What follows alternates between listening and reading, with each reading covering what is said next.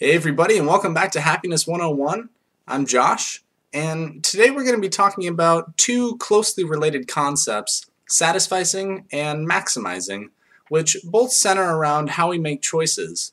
Whether we're picking out what we want for lunch or buying a new car, we all have different considerations and different ways in which we go about making choices, and actually some techniques can make us happier in the long term.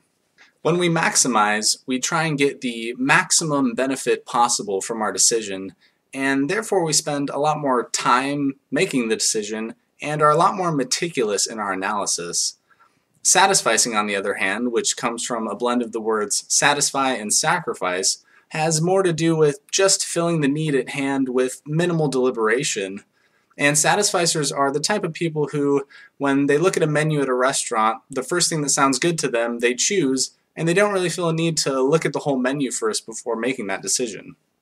While maximizers feel like they're making the better decision in trying to get as close as they possibly can to perfection, there's actually a big downside to this strategy.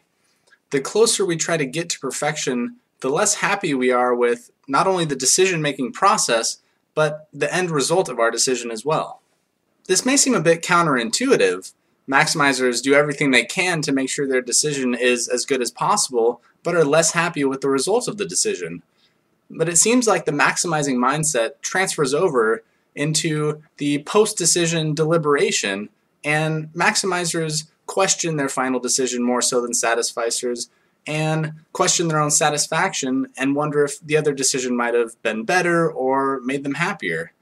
It seems that the mental struggle and turmoil we experience when we try and get as close as we can to perfection in a decision actually ends up undercutting the happiness that the decision was meant to bring in the first place.